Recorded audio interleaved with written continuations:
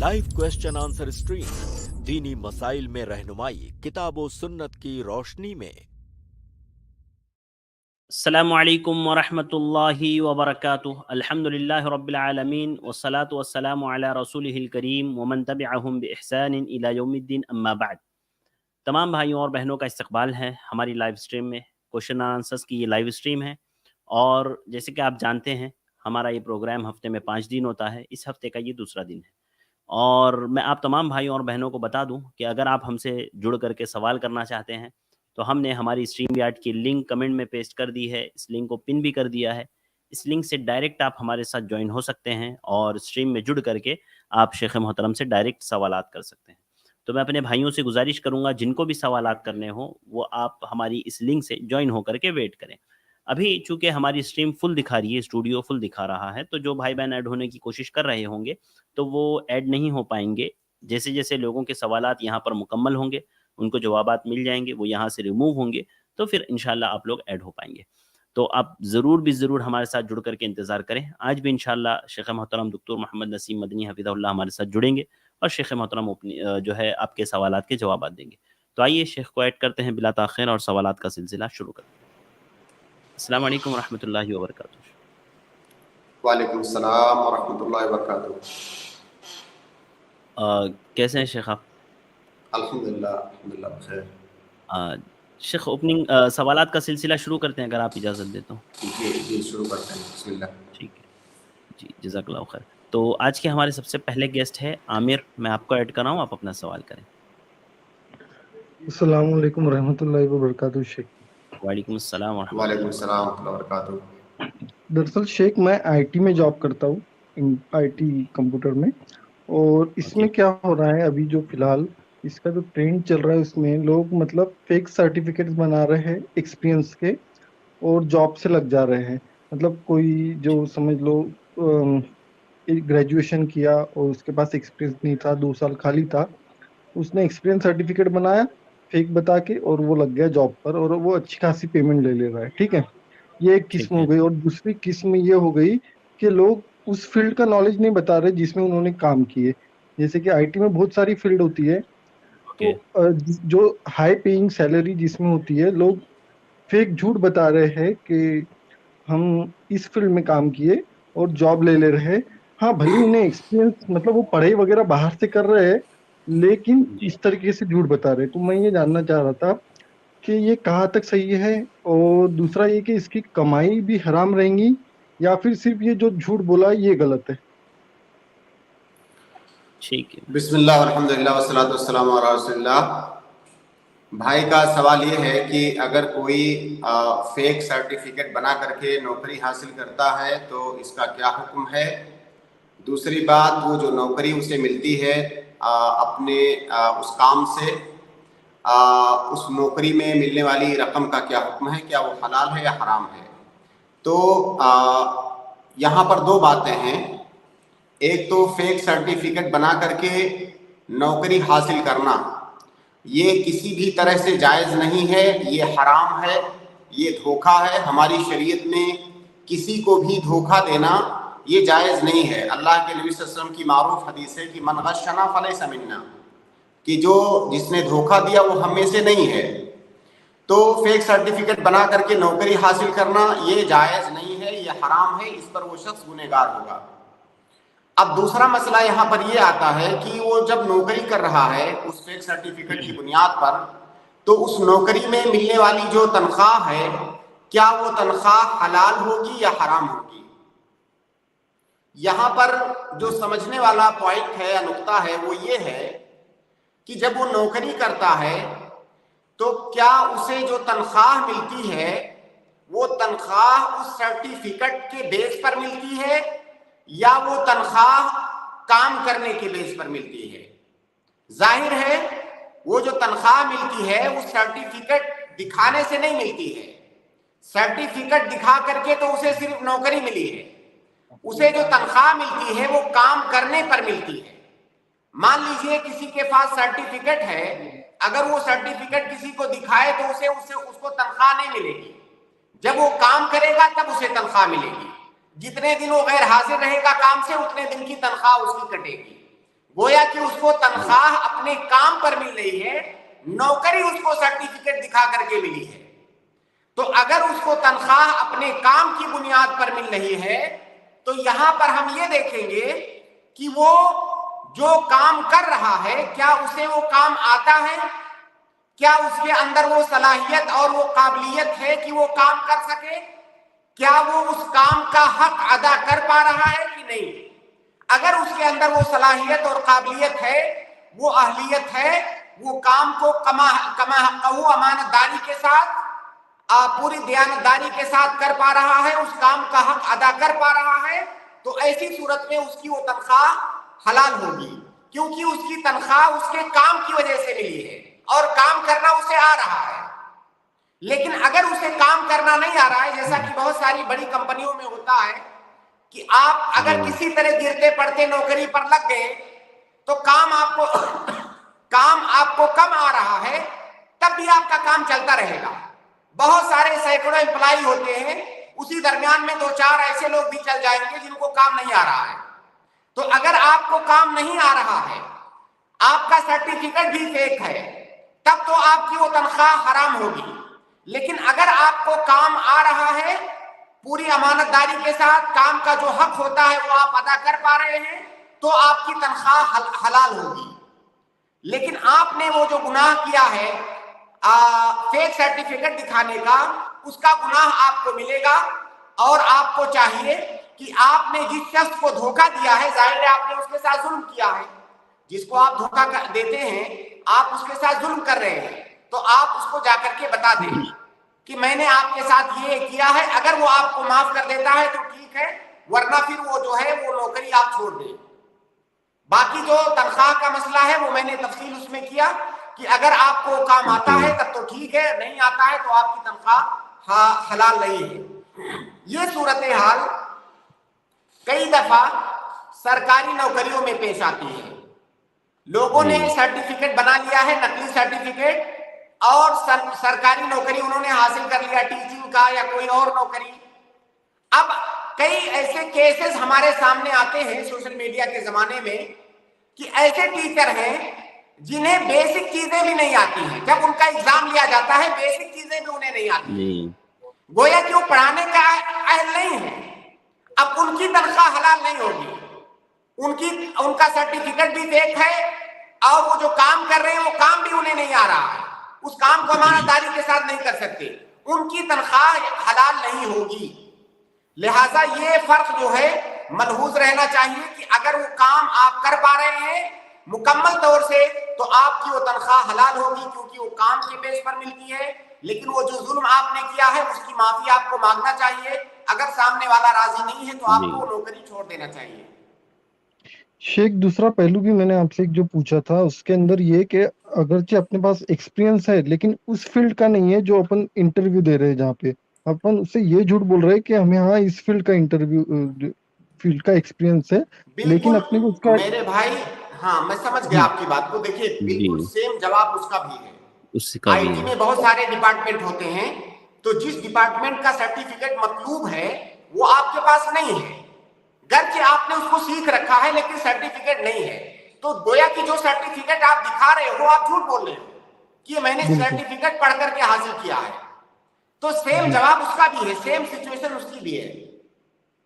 بالکل جزاک اللہ شیخ, کیونکہ ابھی یہ بہت نارمل ہو گیا ہے آئی ٹی میں اس طرح کا, مطلب عموماً نہیں, زیادہ بہت, یہ تر تو سرکاری نوکریوں میں تو بہت زیادہ ہو رہا ہے یہ. بلکہ میں آپ کو یہ بھی بتاؤں ایک اور اضافی چیز کہ جیسے آپ نے ایگزام دیا, بہت سارے لوگ ایگزام میں چیٹ کر کے پاس ہو جاتے ہیں, خاص طور سے سرکاری ایگزامز میں. یہ کوئی ڈھکی چھپی بات نہیں ہے, سارے لوگ جانتے ہیں. سرکاری آپ نے کوئی ایگزام دیا, آپ نے چیٹ کر کے پاس کیا, سرٹیفکیٹ حاصل کر لیا, وہ آپ کا سرٹیفکیٹ نقلی ہے, آپ اس سرٹیفکیٹ کے مستحق نہیں ہو. اگر وہ سرٹیفکیٹ کہیں پر آپ دکھا کر کے نوکری حاصل کر رہے ہو تو آپ کا وہ نوکری حاصل کرنا جائز نہیں ہے. اب وہ جب نوکری آپ کو مل گئی اور آپ کے اندر اگر صلاحیت بھی نہیں ہے پڑھانے کی یا وہ کام کرنے کی جس کی نوکری آپ نے لیا ہے, تو پھر آپ کی تنخواہ بھی حرام ہوگی.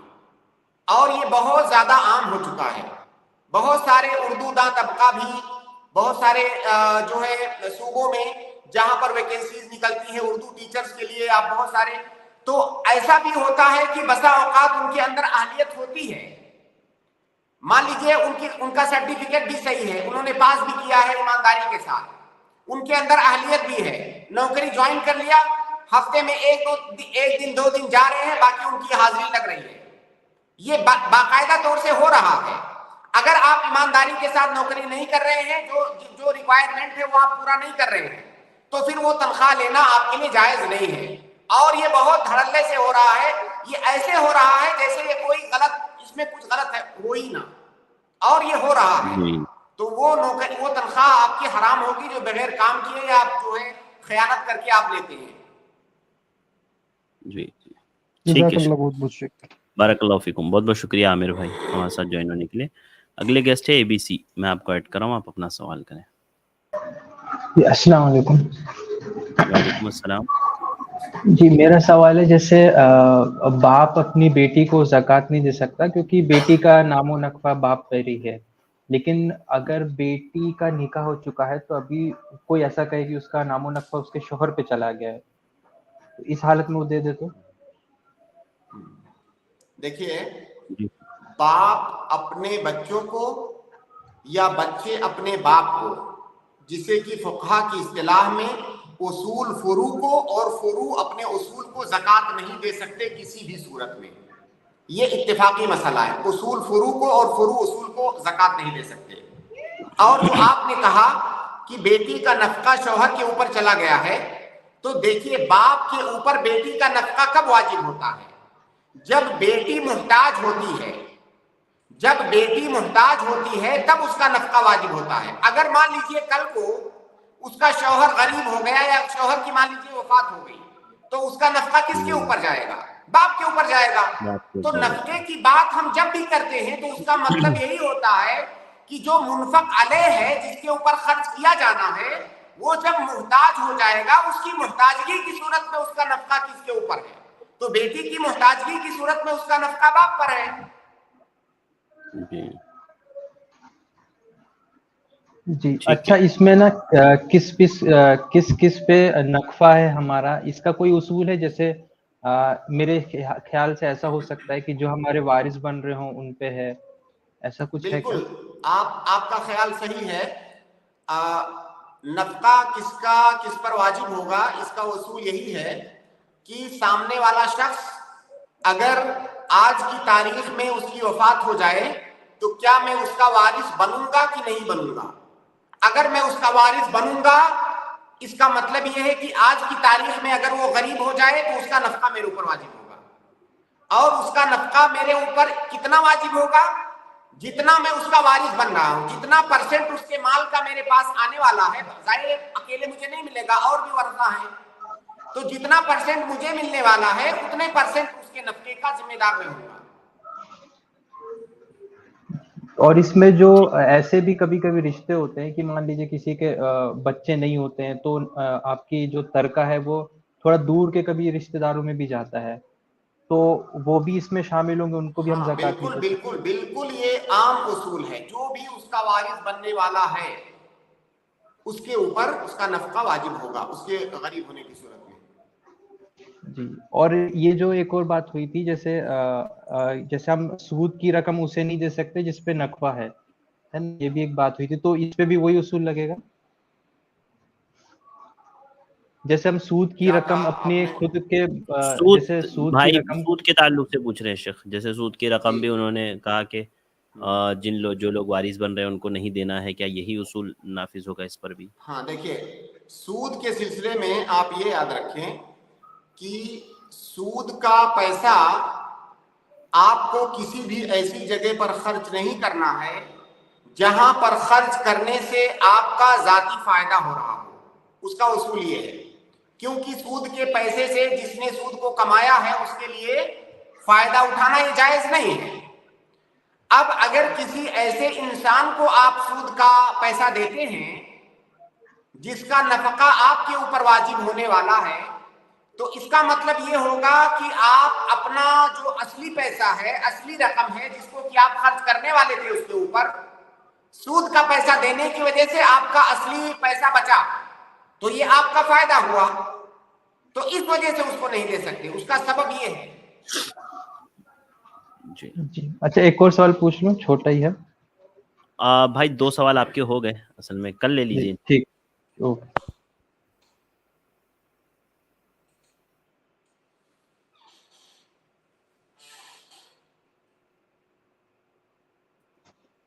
السلام علیکم ورحمۃ اللہ وبرکاتہ.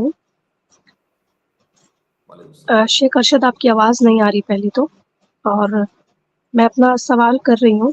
میری آواز آپ تک پہنچ رہی ہے نا؟ جی آپ سوال کریں, میں سن رہا ہوں.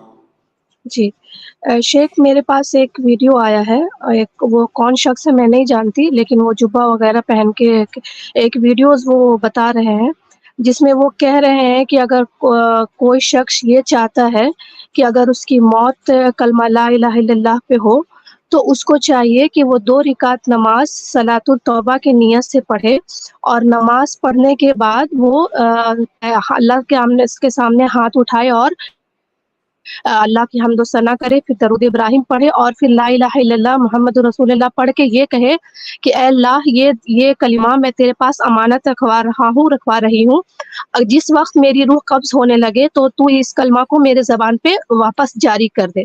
تو اللہ سے زیادہ امانت دار کوئی ہے نہیں, تو اللہ تعالیٰ اس کلمے کو آپ کے زبان پہ جاری کر دے گا. اور پھر وہ لاسٹ میں وہ حدیث بیان کر رہے ہیں جس میں اللہ کے رسول صلی اللہ علیہ وسلم نے فرمایا کہ جس کا انتقال آخری کلمہ پہ ہوگا وہ جنتی ہے. تو شیخ میں یہ جاننا چاہ رہی تھی کہ یہ جو لاسٹ کی حدیث تو سمجھ آئی, لیکن یہ بات جو بتا رہے ہیں کہ نماز پڑھو اور پھر اس طرح سے دعا کرو, تو کیا یہ حدیث سے ثابت ہے ایسا کرنا صحیح ہے یا نہیں؟ دیکھیے آپ نے یہ جو اتنی لمبی حدیث بتائی اس کا تو مجھے علم نہیں ہے. البتہ جو ہے ایک حدیث ہے کہ اگر کوئی انسان گناہ کرتا ہے, دیکھیے حدیث کے الفاظ ہیں کہ جی شیخ, ما من عبد یذنب ذنبا فیحسن الطہور ثم یقوم فیصلی رکعتین ثم یستغفر اللہ الا غفر اللہ لہ, کہ اگر کوئی بندہ گناہ کرتا ہے, کوئی گناہ کرنے کے بعد جب اسے احساس ہوا, ندامت ہوئی, تو وہ اچھے سے وضو کرتا ہے, پھر کھڑے ہو کر کے 2 رکعت نماز پڑھتا ہے اور اللہ تعالیٰ سے استغفار کرتا ہے, تو اللہ رب العالمین اس کی مغفرت فرما دیتا ہے. اس کو بہت سارے علماء نے صلاۃ التوبہ بھی کہا ہے یا صلاۃ الاستغفار کہا ہے. تو یہ چیز تو ثابت ہے کہ اگر کوئی بندہ گناہ کرتا ہے اور پھر وہ 2 رکعت نماز پڑھ کر کے توبہ کرتا ہے, استغفار کرتا ہے, تو اللہ رب العالمین اس کی مغفرت فرما دیتا ہے. لیکن وہ آگے کی باتیں جو آپ نے بتائیں, واللہ عالم, مجھے کسی ایسی حدیث کا علم نہیں ہے جس میں وہ چیز وارد ہو.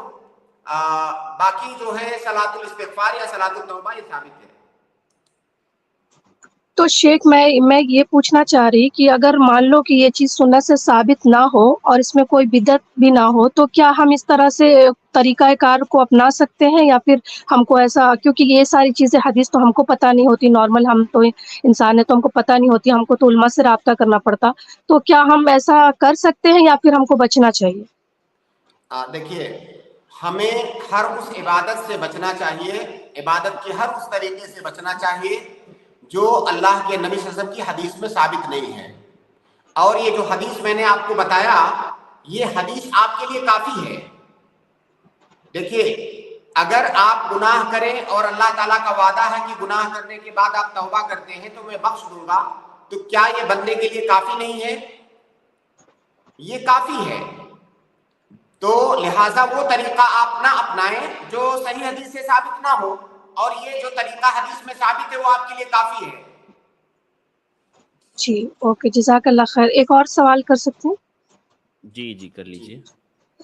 جی ایک اسی طرح کا ایک اور ویڈیو جو کہ بہت وائرل ہوا ہے, تو میں اس کے سلسلے میں بھی یہ پوچھنا چاہ رہی تھی کہ وہ اس میں بھی ایک جو شخص ہیں وہ یہ فرما رہے ہیں کہ اگر کوئی یہ دعا پڑھے اللہم اغفر للمؤمنین والمؤمنات والمسلمین والمسلمات الاحیاء منہم والاموات، تو اگر کوئی یہ دعا پڑھتا ہے تو اس دعا کو پڑھنے کی وجہ سے جتنے بھی آدم علیہ السلام سے لے کر کے جتنے بھی مومنین گزر چکے ہیں اور جو اب تک ہے، اللہ تعالیٰ ان سب کے بدلے ایک نیکی اس بندے کو عطا فرماتا ہے۔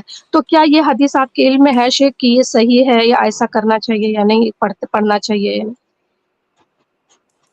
جی بالکل، ایک حدیث اس طرح سے وارد ہے، میں وہ حدیث آپ کو ڈھونڈ کے سنا رہا ہوں۔ جی دیکھیے وہ حدیث ہے عبادہ بن الصامت رضی اللہ تعالیٰ عنہ کی، اور شیخ البانی نے اسے حسن قرار دیا ہے۔ عبادہ بن الصامت فرماتے ہیں کہ سمعت رسول اللہ صلی اللہ علیہ وسلم یقول من استغفر للمؤمنین والمؤمنات کتب اللہ لہ بکل مؤمن ومؤمنۃ حسنہ۔ یہ بہت عظیم حدیث ہے اور یہ بہت بڑی بشارت ہے ہم لوگوں کے لیے کہ اگر کسی نے مومنین کے لیے اور مومنات کے لیے استغفار کیا، ان کے لیے مغفرت طلب کیا، تو اللہ رب العالمین ہر مومن اور ہر مومنہ کے بدلے اس کو ایک نیکی دیتا ہے۔ اب اس کی قید لگانے کی ضرورت نہیں ہے کہ کب سے کب تک۔ ظاہر ہے جب آپ نے عام مومنین اور عام مومنات کے لیے دعا کیا تو دنیا کے اندر، دنیا وجود میں آنے سے لے کر کے جتنے بھی مومن اس دنیا میں آئیں گے، آپ نے سب کی نیت کیا کہ اللہ تعالیٰ تو سب کی مغفرت فرما، ہر مومن اور ہر مومنہ کے بدلے میں آپ کو ایک نیکی ملے گی۔ تو یہ حدیث جو ہے حسن درجے کی ہے، شیخ البانی نے اسے حسن قرار دیا ہے، تو یہ صحیح ہے۔ لہٰذا اور دیکھیے ایک اور حدیث ہے کہ جب کوئی بندہ اپنے بھائی کے لیے اس کے پیٹھ پیچھے جب کوئی دعا کرتا ہے عن ظہر الغیب، جب اس کے پیٹھ پیچھے کوئی دعا کرتا ہے تو اللہ رب العالمین ایک فرشتے کو مقرر کر دیتا ہے اور وہ فرشتہ اس کی ہر دعا پر کہتا ہے وَلَكَ بِالْمِثْلِ، یعنی جو بھلائی کی چیز تم اپنے بھائی کے لیے مانگ رہے ہو اللہ تعالیٰ تمہیں بھی اسے عطا فرمائے۔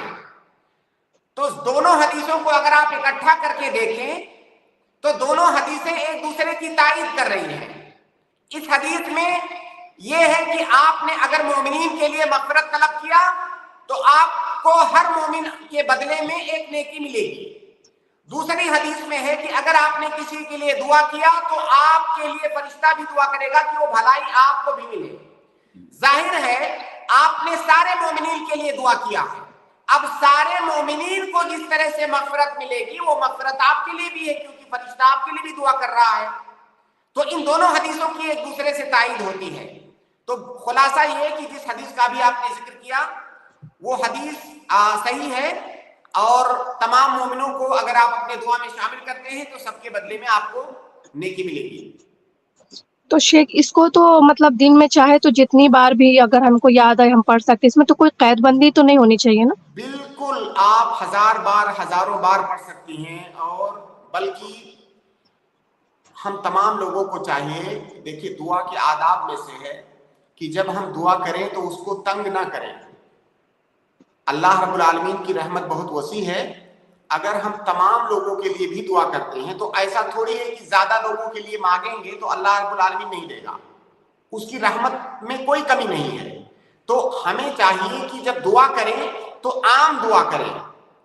ٹھیک ہے کسی خاص چیز کی بھی آپ کو ضرورت ہے، آپ پہلے اپنے آپ کو یاد رکھیں، اپنے آپ کے لیے دعا کریں، اس کے بعد آپ تمام مومنین کے لیے دعا کریں۔ یہ دعا کے آداب میں سے ہے، اور اس کا فائدہ یہ ہوگا کہ آپ کو تمام مومنین کے بدلے میں نیکی ملے گی، اور اگر آپ نے دوسروں کے لیے دعا کیا تو اس کے بدلے میں فرشتہ آپ کو دعائیں دے رہا ہے۔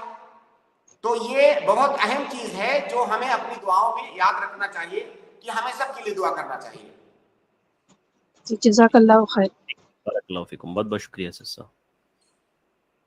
جاوید آپ اپنا سوال کریں۔ جی السلام علیکم سر۔ وعلیکم السلام ہیلو، ورحمۃ اللہ۔ جی وعلیکم سوال تھا السلام۔ کہ میرا سوال تھا کہ قبر والی مسجد میں نماز پڑھنا جائز ہے کہ نہیں؟ کیونکہ ایک مسجد ہے وہ تھوڑا پاس ہی میں ہے، قبر اس مسجد میں قبر ہے، ایک اور مسجد تھوڑا دور ہے، اس میں تھوڑا سمے لگ جاتا ہے۔ بغل میں قبر والی مسجد ہے، اس میں مگر میں نہیں پڑھتا ہوں نماز، میں سوچتا ہوں کہ کہیں اسی میں نماز پڑھ لوں، اس میں کہیں جائز ہے کہ نہیں پڑھنا نماز؟ ٹھیک ہے، واضح ہے. قبر والی مسجد میں نماز پڑھنا جائز ہے کہ نہیں؟ تو بھائی یہ جی بتائیے جی کہ قبر کدھر ہے؟ مسجد کے اندر ہے کیسے ہے؟ قبر آپ تھوڑا سا اس کی کچھ کیفیت بتائیں. قبر تھوڑا پیچھے میں ہے، جیسے این کرتے پیچھے ہیں کی تو طرف پچھم کی طرف ہے؟ پیچھے نہیں، پشچم کی طرف نہیں، اتر کی طرف، یہ دکشن کی اتر کی طرف ہے. طرف ہے، دکن کی دکشن طرف ہے، دکشن دیوار سے دکشن باہر ہے؟ نہیں سمجھے سر؟ مسجد کی دیوار سے باہر ہے؟ دیوار سے باہر ہے، باؤنڈری کے باہر ہے مسجد کی. نہیں باؤنڈری نہیں ہے، ٹھیک جسٹ مسجد کے اندر ہی ہے. جیسے ان کرتے ہیں تو باہر میں ویسے ہوتا نہیں، دکھا رہتا ہے نا مسجد، اسی کے جسٹ اندر ان کرتے ہیں تو مسجد کے اندر بنا ہوا ہے. دیوال وال تھوڑا بنا ہوا، ہلکا سا بنا ہوا، مگر پورا اوپر سے کھلا ہوا ہے. اور تھوڑا آگے میں جا کے، مطلب تھوڑا آگے جا کے اس کے دیوال ہے، گیٹ بھی لگا ہوا اس کو، گیٹ کے آگے نماز ہوتا ہے. دیکھیے بھائی، ابھی بھی آپ کا سوال کلیئر نہیں ہے میرے لیے. دیکھیے آپ یہ سمجھیے کہ اگر مسجد، آپ جہاں جس مسجد میں نماز پڑھ رہے ہیں، آپ کے درمیان اور قبر کے درمیان دیوار ہے. آپ کے قبر چاہے دائیں ہو، بائیں ہو، پیچھے ہو، آگے ہو، اگر آپ کے اور قبر کے درمیان دیوار ہے تو وہاں پر نماز پڑھنا جائز ہے. اس شرط کے ساتھ جائز ہے کہ جو نماز پڑھنے والے لوگ ہیں انہیں کسی فتنہ میں مبتلا ہونے کا خوف نہ ہو، کیونکہ بہت سارے لوگ غلط عقائد کے ہوتے ہیں، ان کی نیت قبر کی طرف رک کر کے نماز پڑھنا ہوگا. جس سے تو کہ اس میں بریلوی کے لوگ سب نماز پڑھتے ہیں. اگر آپ کے اور قبر کے درمیان دیوار حائل ہے، قبر چاہے آپ کے پچھم میں ہو، پورب میں ہو، اتر میں ہو، دکن میں ہو، اگر آپ کے اور قبر کے درمیان دیوار حائل ہے تو کوئی حرج کی بات نہیں ہے. لیکن اگر وہاں پر نماز پڑھنے والے بدعقیدہ لوگ ہیں، ان کا عقیدہ یہ ہے کہ اس قبر والے کے لیے پڑھ رہے ہیں یا قبر کی طرف رک کر کے پڑھ رہے ہیں، تب جائز نہیں ہوگا. لیکن عام حالات میں اگر نمازی کے اور قبر کے درمیان کوئی چیز حائل ہے، دیوار، تو جائز ہے. دیکھیے اللہ کے نبی صلی اللہ علیہ وسلم کی جو مسجد تھی، اگر آپ نے اس کا نقشہ دیکھا ہوگا، جب اللہ کے نبی صلی اللہ علیہ وسلم کی تدفین ہوئی آپ کی وفات کے بعد، تو تدفین کہاں پر ہوئی؟ عائشہ رضی اللہ تعالی عنہا کے کمرے میں، جو کہ اللہ کے نبی صلی اللہ علیہ وسلم کا گھر تھا، عائشہ رضی اللہ تعالی عنہا کا کمرہ. تو وہ مسجد سے کدھر تھا؟ وہ مسجد سے بائیں ہاتھ پہ تھا. جو اللہ کے نبی صلی اللہ علیہ وسلم کی مسجد تھی اس کے لیفٹ سائڈ میں، یعنی آپ اگر نماز پڑھیں گے اللہ کے نبی صلی اللہ علیہ وسلم کی جو پرانی مسجد ہے اس میں، تو لیفٹ سائڈ میں آپ کے بائیں ہاتھ پر وہ قبر ہے، کیونکہ بائیں ہاتھ پر آپ کا گھر تھا. اور صحابہ کرام اللہ کے نبی صلی اللہ علیہ وسلم کے بعد اسی مسجد میں نماز پڑھتے تھے. لیکن قبر کے اور مسجد کے درمیان ظاہر ہے دیوار حائل تھی، اور ابھی تک وہ اسی حالت میں ہے. یہاں تک کہ اب قبر کے شمال حصے میں، یعنی قبر کے پیچھے سائڈ میں بھی مسجد بن گئی ہے، لیکن قبر تو دیوار کے اندر ہے، وہ مسجد سے باہر شمار ہوگی، کیونکہ نمازیوں کے درمیان اور قبر کے درمیان دیواریں حائل ہیں. تو اگر اس طرح سے قبر ہے تو کوئی حرج نہیں ہے. لیکن اگر وہاں پر ایسے لوگ ہیں، ایسے عقیدہ کے لوگ جو یہ عقیدہ رکھ سکتے ہیں کہ میں قبر کی طرف رک کر کے نماز پڑھ رہا ہوں، تو جائز نہیں ہوگا. جی کلیئر ہوا بھائی؟ ٹھیک ہے بھائی، آپ کے لیے واضح ہوا جواب؟ جی جاوید بھائی آپ میوٹ ہے. جی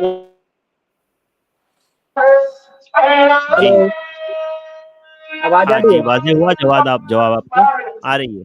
کس ایک آواز جی ایک اور سوال تھا میرا، پوچھ ٹھیک ہے سکتا چلیے، ہوں؟ آواز صاف نہیں ہے آپ کی. ہلو جی جاوید بھائی ٹھیک ہے، آواز صاف نہیں ہے شیخ. میں جب تک راہب بھائی کو ایڈ کر رہا ہوں، آپ اپنا سوال کریں. نیکسٹ. السلام علیکم ورحمۃ اللہ وبرکاتہ. وعلیکم السلام ورحمۃ اللہ وبرکاتہ. امید ہے کہ آپ خیریت یافیت ہوئیں گے. جی الحمدللہ، فرمائیں. ایک محترم کسی بھائی نے مجھ سے سوال پوچھنے کو کہا ہے کہ اس نے زکوٰۃ کی بکریاں دی ہوئی ہے، اور وہ اسی کا جس کو دیا اس کو اپنے مال لے کے نہیں گیا ہے، اس کا وہ دودھ پی سکتا ہے کہ نہیں؟ وہ مال اپنے ہی جی پاس ہے. ٹھیک ہے، واضح ہے سوال. کیا کہا بھائی نے شیخ؟ جی شیخ، بھائی کا سوال یہ ہے شیخ، ایک بھائی نے زکوٰۃ میں بکری دی ہے، لیکن جس کو دی ہے انہوں نے ابھی بکری لی نہیں ہے ان کے پاس سے، تو وہ پوچھ رہے ہیں کہ یہ اس کا دودھ پی سکتے ہیں، وہ اس کا دودھ استعمال کر سکتے ہیں؟ دیکھیے اتنا پی سکتے ہیں جتنا آپ اس بکری پر خرچ کر رہے ہیں. ظاہر ہے بکری پر آپ کو خرچ کرنا پڑے گا. بکری تو کوئی ایسا مال نہیں ہے جس کو آپ ایسے رکھے رہیں. بکری کو کھلانا پلانا پڑے گا، کیونکہ کھلائے پلائیں گے نہیں تو بکریاں مر جائیں گی. تو جتنا آپ اس پر خرچ کر رہے ہیں اس کے بقدر پی سکتے ہیں. نہیں سے کہ وہ جنگل میں چرتی ہیں، اپنا خرچ برچ اپنا پیسہ کچھ نہیں لگتا ہے. بھائی تو چراتے تو ہوں گے نا آپ لے جا کر کے. جی ہاں چرا دیں، لیکن اس میں ہاں تو بائی میں آپ کی جو مجبوری ہے، دیکھیے اگر آپ نے زکوٰۃ دے دیا ہے کہ بھائی اس کو لے جاؤ، لیکن پھر بھی وہ آپ کے پاس چھوڑ گیا. ایک تو ہے کہ ابھی آپ نے زکوٰۃ نکالا، ابھی پہنچایا نہیں ہے، جہاں پر دینا ہے وہاں آپ نے پہنچایا نہیں ہے، تب تو پھر آپ کی ذمہ داری ہے کہ بکریوں کی دیکھ بھال کریں، اس پر خرچ کریں، کیونکہ آپ نے خود ہی ابھی اس کو نہیں پہنچایا ہے، اپنی ذمہ داری میں رکھا ہوا ہے. اور دوسرا یہ ہے کہ آپ نے جہاں پر دینا تھا، جس شخص کو دینا تھا زکوٰۃ، آپ نے اسے دے دیا، لیکن وہ آپ کی ذمہ داری میں چھوڑ کر چلا گیا کہ اس کو آپ ابھی رکھے رہے ہیں. تو اگر آپ اس بکری پر خرچ کر رہے ہیں، چاہے پیسہ خرچ کر رہے ہیں یا محنت خرچ کر رہے ہیں، تو آپ اپنا محنتانہ لے سکتے ہیں اگر آپ چاہیں تو جتنی محنت آپ کر رہے ہیں اس کے بقدر جو ہے آپ اس میں سے دودھ استعمال کر سکتے ہیں. باقی جو بچے وہ اسی بکری کے ساتھ دیں گے آپ. دوسرا سوال یہ ہے کہ واضح ہوا بھائی کہ نہیں ہے؟ واضح ہوا، یہ سوال کا جواب واضح ہوا آپ کے لیے؟ جی واضح ہوا. ٹھیک ہے. جی دوسرا سوال یہ ہے کہ جو غسل جنابت ہے، وہ جو پاؤں دھوتے ہیں اس کے بعد تو دعا کب پڑھیں گے؟ پاؤں دھونے کے بعد جب پڑھیں گے یا پہلے وضو کر لیں گے اس کے پہلے؟ دیکھیے وضو کرتے وقت آپ بسم اللہ پڑھیں گے، بسم اللہ، اتنی دعا پڑھیں گے، بسم اللہ. اور جب وضو سے مکمل فارغ ہو جائیں گے، بایاں پاؤں جب آپ دھو لیں گے، دھو کر کے جب فارغ ہوں گے، اس کے بعد جو ہے وضو سے فارغ ہونے والی دعا پڑھیں گے. غسل جنابت جو پاؤں لاسٹ میں دھوتے ہیں وہ میں پوچھ رہا ہوں. اچھا، غسل جنابت کے بعد کی کوئی دعا نہیں ہے، پہلے کی دعا ہے. آپ بسم اللہ کر کے غسل شروع کریں گے. ہاں ٹھیک ہے، واضح ہے. جزاک اللہ خیر. جزاک اللہ خیر. السلام علیکم. اس کے بعد اگلے گیسٹ ابو جبران، آپ کو ایڈ کراؤں، آپ اپنا سوال کریں. جی ابو جبران. السلام علیکم ورحمۃ اللہ وبرکاتہ. میں ایڈ کروں گا. وعلیکم السلام ورحمۃ اللہ وبرکاتہ. شیخ یہ ایک حدیث ہے شعب الایمان کی، اس کا میننگ ابن عباس رضی اللہ عنہ کی ہے. تو اس میں وہ یہ کہہ رہے ہیں کہ اگر آپ کسی مطلب غیر آباد جگہ پر ہیں یا ویرانے میں رہیں تو آپ مطلب عباد اللہ کہہ کر فرشتوں کو یا جنوں کو آواز دے کے ان سے مدد طلب کر سکتے ہیں.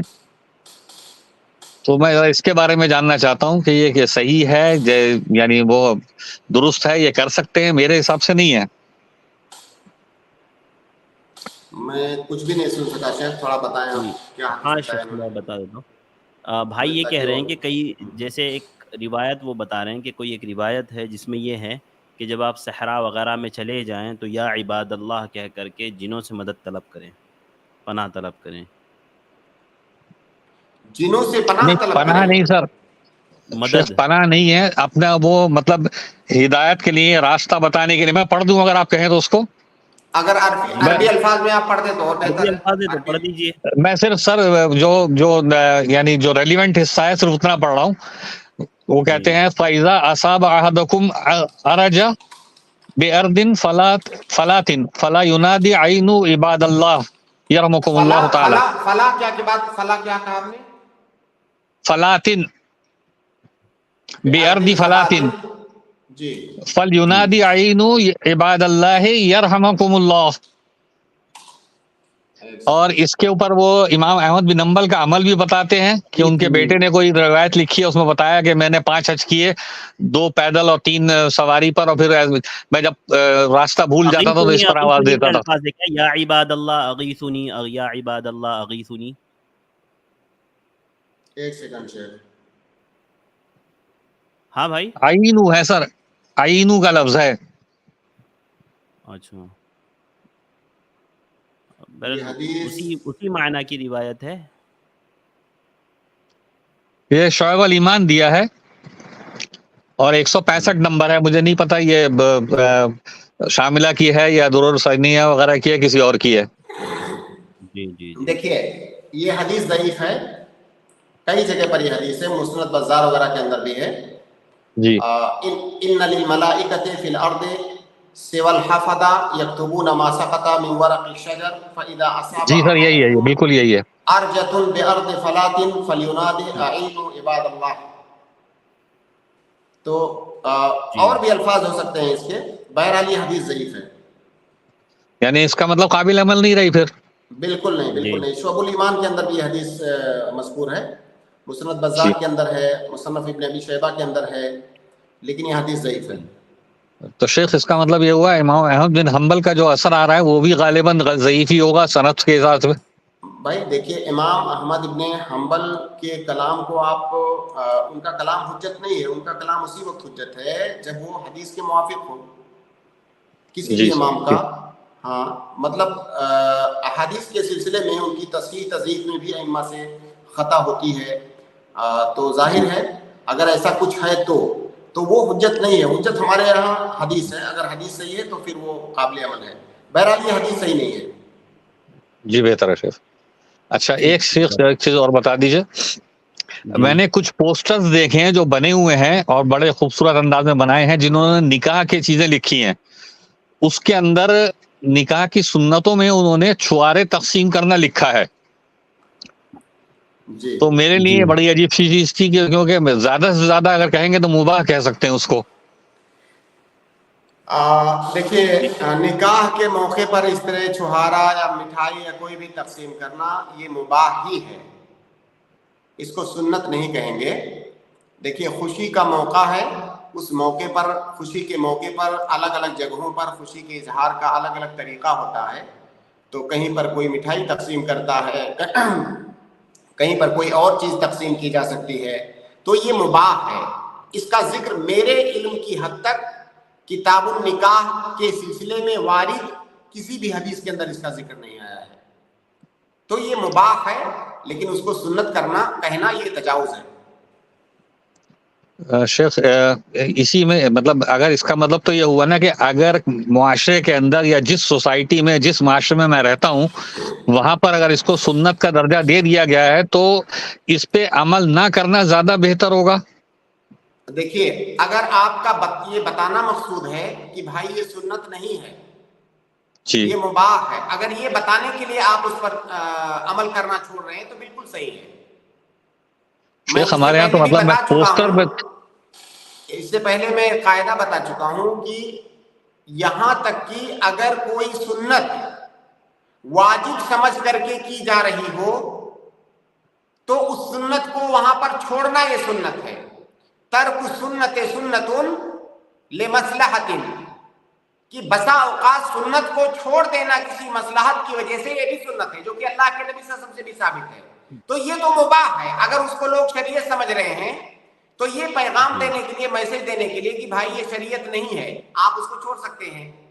یا اس سے بھی زیادہ بہترین طریقہ یہ ہے کہ جو ہمارے علماء ہیں، خطبہ ہیں، اگر کسی معاشرے میں دیکھ رہے ہیں کہ لوگ کسی ایسی چیز کو شریعت یا سنت سمجھ رہے ہیں جو کہ نہیں ہے، تو ان کو اپنے خطبوں میں، اپنی گفتگو میں لوگوں کے سامنے باتیں بتانی چاہیے. بلکہ کیا یہ مناسب ہو کہ نکاح کے موقع پر جو خطبہ دیا جاتا ہے وہیں پر بتا دیا جائے کہ بھائی ابھی جو ہم چھہارا تقسیم کرنے والے ہیں یہ کوئی سنت نہیں ہے، یہ مباح کے درجے میں ہے اور ضروری نہیں کہ نکاح میں اس کو تقسیم کیا جائے. جی شیخ میں نے اسی لیے مطلب اس کو بہت سختی سے روکا ہے، اور جب سختی سے روکا تو مجھے یہ پوسٹر دے دیا گیا تھا. میں کہا بھائی اب تو اور ضروری ہو گیا ہے، کیونکہ یہ سنت میں نے کہیں نہیں پڑھا ہے اور میں اس کو اور کنفرم کر لوں گا. لیکن جب یہ اس کو سنت کا درجہ دے دیا گیا ہے تو اس کو روکنا پھر بہتر ہوگا، جیسے آپ نے بھی ارشاد فرمایا. ہاں بالکل بالکل بالکل. چلیے جزاک اللہ خیر شیخ. بارک اللہ فیکم. بہت بہت شکریہ ابو جبران بھائی. ہنا اسلم میں آپ کو ایڈ کر رہا ہوں، آپ اپنا سوال کریں. جی سسٹر ہنا اسلم. السلام علیکم ورحمۃ اللہ وعلیکم وبرکاتہ. السلام ورحمۃ اللہ وبرکاتہ. میرا شیخ سے سوال ہے کہ ایک شخص ہے اور اس کا ایک بیٹا ہے اور ایک بیٹی ہے. اس ٹھیک شخص ہے. کا انتقال ہو چکا ہے اور اس شخص ٹھیک کے ہے.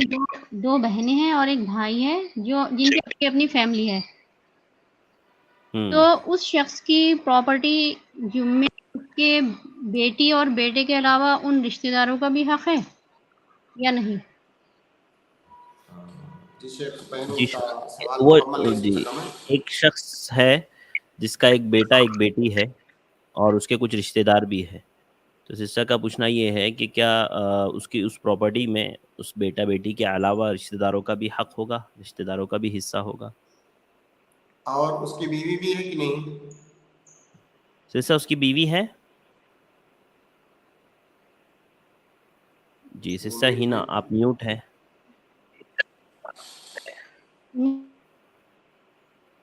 آپ پھر سے میوٹ ہو گئے. تھوڑا سا جلدی ان میوٹ کریں اور بتائیں. بیوی نہیں ہے. بیوی نہیں ہے. بیوی کا بھی انتقال ہو چکا ہے. ماں باپ بھی نہیں ہے. نہیں ہے. ماں باپ بھی نہیں. پوری پراپرٹی اس کے بچوں کو مل جائے گی. بیٹے کو ڈبل اور بیٹی کو سنگل، اور کسی کو کچھ بھی نہیں ملے گا. اچھا ایک سوال اور ہے، یہ جو اسلامک ہسٹری ہے اکبر شاہ نجیب خان آبادی کی، مولانا اکبر شاہ خان نجیب آبادی، یہ اوتھینٹک ہے تاریخ اسلام؟ کیا کس کے بارے میں پوچھا انہوں نے شیخ؟ اکبر شاہ نجیب آبادی تاریخ اسلام جو ہاں اکبر نجیب آبادی کی تاریخ اسلام ہے کتاب، تو وہ اوتھینٹک ہے کیا پوچھ رہے ہیں؟ واللہ وہ معتبر مانتے ہیں علماء، لیکن دیکھیے تاریخ کا مسئلہ ایسا ہے کہ تاریخ کی آپ شاید باید ہی کوئی کتاب پائیں جس میں مکمل طور سے آپ کہہ سکیں کہ اس میں کوئی غلطی نہیں ہے، جو بھی لکھا ہے حرف بحرف صحیح ہے. اس لیے تاریخ کو جو تاریخ کے متخصصین ہیں ان کی مدد سے آپ پڑھیں، ورنہ تاریخ کی تمام کتابوں میں آپ کو کچھ نہ کچھ باتیں ایسی ملیں گی جو غلط ہیں، کیونکہ تاریخ لکھنے والوں کا طریقہ یہی ہوتا ہے کہ ان کا مقصد ہوتا ہے تاریخی واقعات کو جمع کر دینا، وہ اس کی تحقیق بہت کم ہی کرنے جاتے ہیں. تو یہ ایک اچھی تاریخ کی کتاب مانی جاتی ہے، لیکن ہم یہ تصدیق نہیں کر سکتے کہ اس میں جو کچھ بھی لکھا ہے حرف بحرف صحیح ہے، لیکن وہ ایک اچھی کتاب مانی جاتی ہے. اور یہ سیرہ پہ جو ایک کتاب ہے الرحیق المختوم بن ایکٹر، یہ بھی اوتھینٹک ہے یا تھوڑا اس میں بھی ضعیف حدیثیں ہیں؟ الرحیق المختوم جو اوارڈڈ بک ہے، یہ اللہ کے نبی صلی اللہ علیہ وسلم کی سیرت پر ہے، یہ عام تاریخ پر نہیں ہے. عام تاریخ الگ چیز ہوتی ہے اور تاریخ کا ہی یہ جز. ہاں یہ سیرت النبی پر ہے. ہاں یہ سیرت النبی پر ہے. یہ شیخ صفی الرحمان مبارک پوری رحمہ اللہ کی کتاب ہے اور یہ کتاب بہت اچھی مانی جاتی ہے اور یہ اوتھینٹک ہے. بلکہ اس کتاب کو جو مسابقہ ہوا تھا سیرت النبی کا، اس مسابقے میں جو ہے پوری دنیا کے اندر اس کتاب کا پہلا نمبر آیا تھا. تو یہ کتاب بہت بہترین ہے اور مختصر بھی ہے. تو موجودہ دور میں سیرت کی جو کتابیں لکھی گئی ہیں ان میں جو صحیح ترین کتابیں ہیں ان میں سے یہ ایک ہے، تو لہٰذا اس کو آپ پڑھ سکتی ہیں.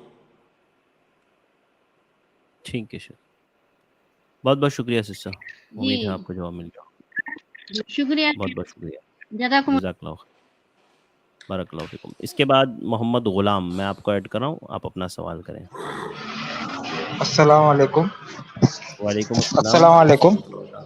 میری جی والدہ وعلیکم کی السلام. عمر 75 ایئرس ہے، 75 سال ہے. تو ان کو سورہ فاتحہ وغیرہ کچھ بھی پڑھنے نہیں آتا. تو کسی کے ساتھ اگر نماز پڑھیں گے تو نماز قبول ہویں گی کیا؟ جی شیخ. تو دیکھیے بھائی، اگر ان کو سورہ فاتحہ نہیں آتا ہے تو سب سے پہلی چیز تو یہ کہ آپ ان کو سورہ فاتحہ سکھلائیے. اب اتنی عمر ان کی ہو گئی ہے، ان کو اس سے پہلے ہی سیکھ لینا چاہیے تھا، لیکن ابھی بھی عمر الحمدللہ ان کی ختم نہیں ہوئی ہے. آپ ان کو سورہ فاتحہ سکھائیے، تھوڑی سی محنت کریں گی 2-4-10 دن تو دھیرے دھیرے سیکھ جائیں گی.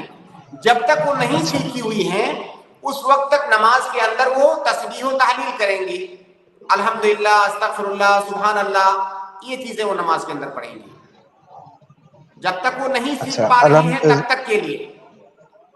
لیکن وہ مسلسل کوشش کریں، جب سیکھ جائیں گی پھر وہ سورہ فاتحہ پڑھیں گی، لیکن جب تک نہیں سیکھ لے رہی ہیں تب تک وہ تسبیح و تحلیل کریں گی نماز کے اندر۔ اچھا، اور ایک سوال تھا میرا، سجدے میں جب جاتے ہیں ہم تو انگلیوں کو جمع کر دینا چاہیے، تو پانچوں انگلیاں جمع کر کے نماز سجدے میں رہنا ہے کیا؟ جی شیخ، سجدے سوال بھائی کا یہ ہے کہ جب سجدے میں جاتے ہیں تو انگلیوں کو جمع کرنا ہے، تو کیا پانچوں انگلیوں کو جمع کر کے سجدہ کرنا ہے؟ دیکھیے ایک سیکنڈ، سجدے میں جب ہاتھ کو زمین پر رکھیں تو انگلیاں ملی ہونی چاہیے ایسے، پانچوں انگلیاں، ہاں پانچوں انگلیاں ملی ہونی چاہیے، اور یہاں تک کہ جو پاؤں ہے، پاؤں کی جو انگلیاں ہیں وہ بھی ملی ہونی چاہیے۔ اور آپ یہ ایک اصول یاد رکھیں کہ نماز میں صرف ایک کیفیت ایسی ہے جہاں پر انگلیاں کھلی ہونی چاہیے، اور وہ ہے رکوع۔ جب آپ رکوع میں رکوع کرتے وقت اپنے گھٹنوں پر ہاتھ رکھتے ہیں تو وہاں پر انگلیاں کھلی ہونی چاہیے۔ کھلی ہونی، باقی نماز کی جتنی بھی کیفیت ہے، چاہے رفع الیدین کرتے وقت، یا آپ نے جو ہے سجدہ کیا، یا آپ دعا مانگے کبھی بھی، تمام، یا آپ نے ہاتھ باندھا، تمام صورتوں میں انگلیاں بند ہونی چاہیے، ملی ہوئی ہونی چاہیے، صرف رکوع کی حالت میں انگلیاں کھلی ہونی چاہیے۔ جزاک اللہ خیر، شکریہ۔ بارک اور ایک چیز اور آپ سن کر جائیے، دیکھیے میں نے وہ حدیث نکال لیا ہے، اللہ کے نبی صلی اللہ علیہ وسلم کے پاس ایک شخص آیا، ابو داؤد کی روایت ہے کہ جاء رجل الی النبی صلی اللہ علیہ وسلم فقال انی لا استطیع ان آخذ شیئا من القرآن، کہ میں قرآن نہیں پڑھ سکتا، تو اللہ فعلمنی ما یجزینی، مجھے کچھ ایسا سکھا دیجئے جو میرے لیے کافی ہو۔ تو اللہ کے نبی صلی اللہ علیہ وسلم نے کہا قل سبحان اللہ والحمد للہ ولا الہ الا اللہ واللہ اکبر ولا حول ولا قوت الا باللہ، یہ دعا تم پڑھو۔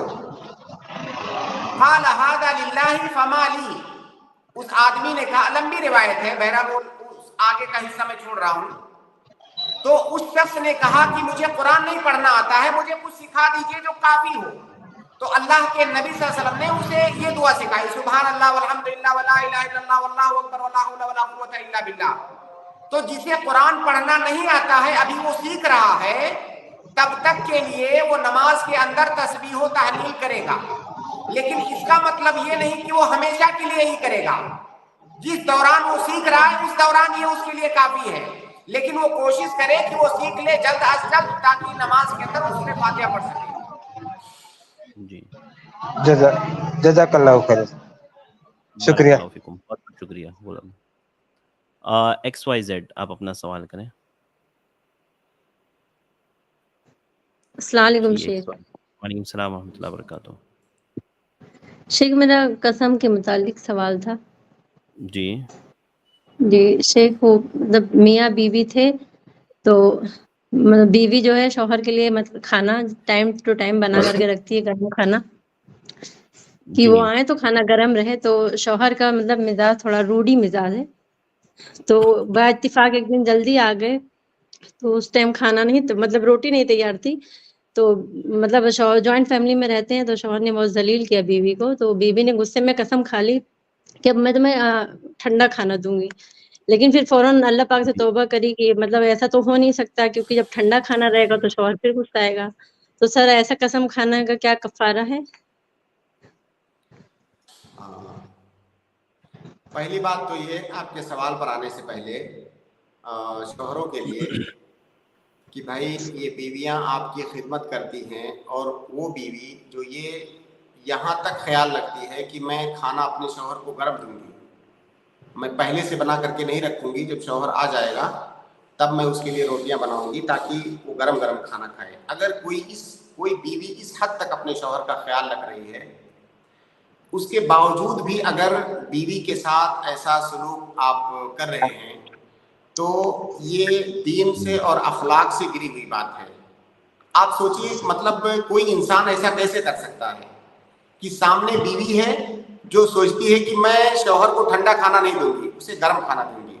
اور بہت ساری بیویاں الحمدللہ ایسی ہوتی بھی ہیں, بلکہ بیشتر بیویاں تو ایسی ہی ہوتی ہیں بیشتر کہ شوہر 10 بجے 11 بجے 12 بجے رات میں آ رہا ہے, اس وقت اس کو کھانا گرم کر کے یا کھانا گرم روٹی بنا کر کے پیش کر رہی ہے.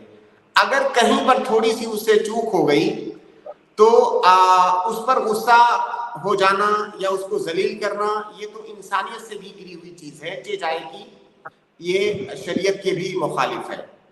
تو ایسا پلیز نہ کریں.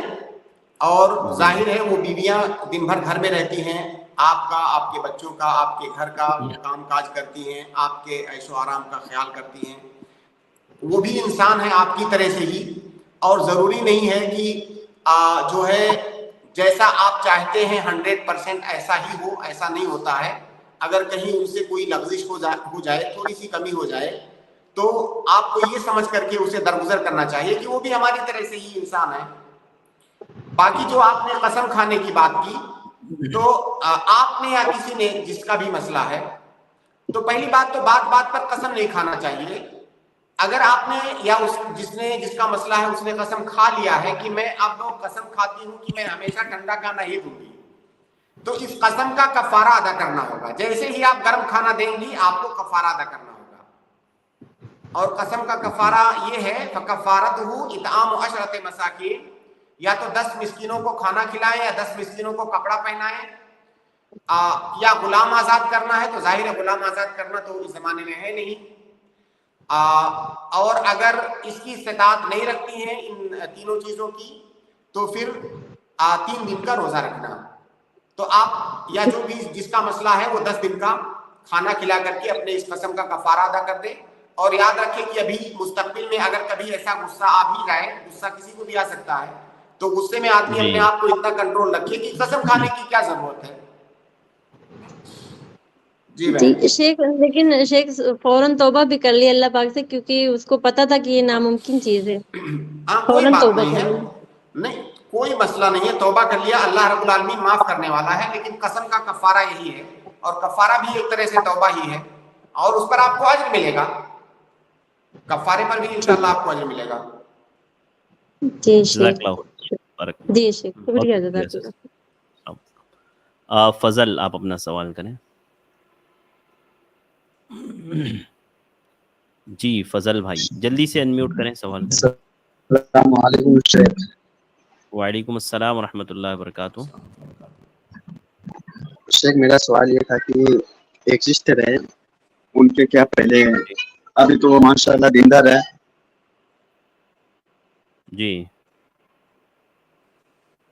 جی فرمائیں, آپ میوٹ ہو گئے فضل بھائی. جی شیخ میں بول رہا تھا کہ ایک سسٹر ہے, وہ بھی تو ماشاءاللہ دیندار ہے, پر پہلے کبھی وہ حرام ریلیشن میں مبتلا تھی, اور ایک لڑکے کے ساتھ ان کا ملنا جلنا بھی ہو چکا ہے. تو ابھی تو وہ دیندار ہو گئی ماشاءاللہ, ایسے بھی لے ہیں. تو انہوں نے مجھے بولا کہ مجھے دیندار لڑکا چاہیے نکاح کے لیے. ٹھیک ہے, سوال کیا ہے آپ کا اس میں؟ تو انہوں نے بولا کہ مجھے نکاح کے لیے لڑکا چاہیے, اور شیخ میرے پاس میرا دوست ہے بھی جو دیندار ہے, پر شیخ جیسے میں ان کو بتاؤں گا کہ یہ فلاں فلاں لڑکے ہیں, اسے نکاح کرنا ہے اور دیندار لڑکا چاہیے, تو وہ مجھے پوچھیں گے کہ وہ لڑکی کیسی ہے, کیا کرتی ہے. تو کیا شیخ میں انہیں بتاؤں کہ وہ ان سے یہ گناہ ہو چکا ہے, ابھی وہ ٹھیک ہے؟ ٹھیک ہے, واضح ہے سوال. اور فضل بھائی ابھی شیخ انشاءاللہ دوبارہ جوائن ہوں گے تو ہم جواب لے لیں گے آپ کے سوال کا. السلام علیکم. وعلیکم السلام. جی شیخ کیا کہا بھائی نے؟ بھائی کا سوال یہ ہے شیخ, ایک خاتون تھی جو گناہ میں مبتلا تھی, انہوں نے توبہ کیا, اللہ رب العالمین سے نیک ہو گئی. اب وہ رشتہ ڈھونڈنے کے لیے کہہ رہی ہے بھائی سے, اور بھائی کہہ رہے ہیں کہ ایک دوست ہیں ہمارے جن سے میں رشتہ کرنا چاہتا ہوں, ان کا دیندار ہے, تو کیا لڑکے کو بتانا پڑے گا؟ لڑکا جب پوچھتا ہے لڑکی کیسی ہے, اخلاق کیسے ہیں, تو کیا ان کو بتانا پڑے گا؟ نہیں, بالکل نہیں بتانا پڑے گا, بالکل نہیں. توبہ کرنے کے بعد انسان ایسے ہی ہو جاتا ہے جیسے گناہ کرنے سے پہلے تھا. کسی انسان نے گناہ کیا اور سچے دل سے اس نے توبہ کر لیا تو توبہ کے بعد وہ ایسے ہی ہو جاتا ہے جیسے گناہ سے پہلے تھا. اس لیے ان حالات میں تو آپ کو جو ہے چھپانے کی ضرورت ہے, اور اس کی بھی فضیلت آئی ہے, من ستر مسلمن سترہ اللہ یوم القیامہ. کسی مومن کی پردہ پوشی آپ کریں, اگر اس نے کوئی غلطی کیا ہے تو اللہ رب العالمین قیامت میں آپ کی پردہ پوشی کرے گا. تو آپ بتائیں نہیں, آپ وہ رشتہ کروا سکتے ہیں, بتانا ضروری نہیں ہے. جی شیخ, جیسے اس سے کہیں اور سے پتہ چل جائے پھر کہ مجھے یہ فلاں فلاں بات پتہ تھی اور میں نے اس کو بتایا نہیں, تو شیخ کیسے پھر دوستی خراب ہو جاتی ہے, تو اس کا کیا کریں؟ تو یہ تو صرف مفروضہ ہے نا کہ بعد میں پتہ چل جائے, اور ابھی جو آپ بتا رہے ہو وہ تو یقینی ہے. ابھی جو آپ بتانے والے ہو یہ تو یقینی ہے کہ اسے پتہ چل جائے گا. اور وہ آپ جو مستقبل کے بارے میں سوچ رہے ہو کہ پتہ چل جائے, وہ ہو سکتا ہے پتہ چلے, ہو سکتا ہے پتہ نہ چلے, لیکن ابھی تو آپ یقینی طور سے بتا دے رہے ہو. جی شیخ. شیخ ایک سوال اور تھا چھوٹا سا. جلدی سے بالکل شارٹ. جی شیخ, ابھی کسی سسٹر نے پوچھا تھا کہ گھر میں اگر جو ٹوٹی ہوئی کرسیاں ہیں اور ٹوٹی ہوئی پلاسٹک کی چیزیں ہیں ان کو استعمال کر سکتے ہیں کیا؟ کئی لوگ کہتے ہیں کہ ان کو گھر میں نہیں رکھنا چاہیے. بھائی کیوں نہیں کر سکتے ہیں, جب تک وہ استعمال کے قابل ہے تب تک استعمال کیجیے. بلکہ بہت سارے لوگ جو تھوڑی سی کرسی ٹوٹ گئی, اب کوئی تھوڑا سا فرنیچر ٹوٹ گیا, اس کو نکال کے کچڑے میں پھینک دیتے ہیں. یہ تو صحیح نہیں ہے, تو فضول خرچی ہے. آپ اس کی اصلاح کروائیں, اس کو استعمال کریں.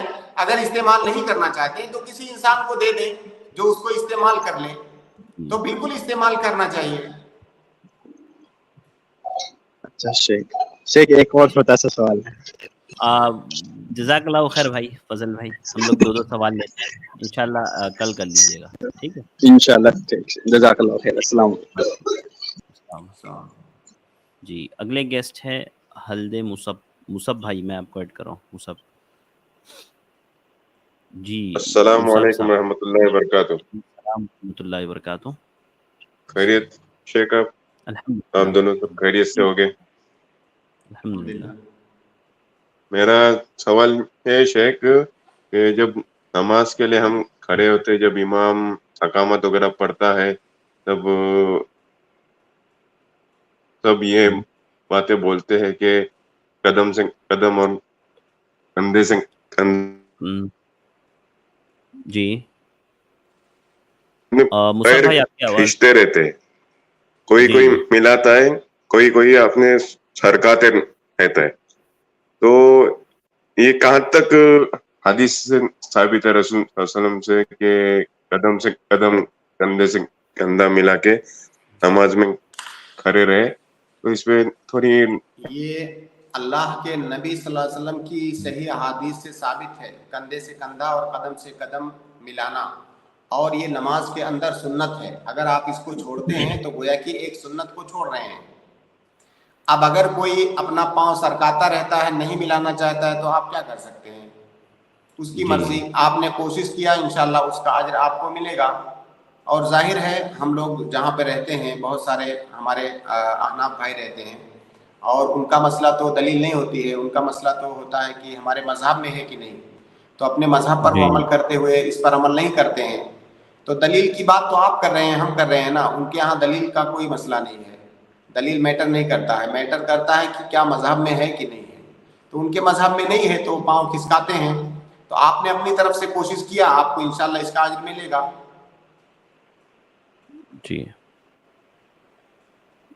جی بھائی مصعب بھائی چلے گئے, ٹھیک ہے. میں جو ہے ٹھیک ہے شیخ, وقت بھی ہمارا مکمل ہوا اور بہت سارے بھائی رہ گئے تھے. انشاءاللہ کل لے لیں گے. بہت بہت شکریہ شیخ وقت دینے کے لیے. اللہ آپ کو جزائے خیر دے. انشاءاللہ کل ملاقات ہوگی شیخ. بارک اللہ فیک. السلام علیکم.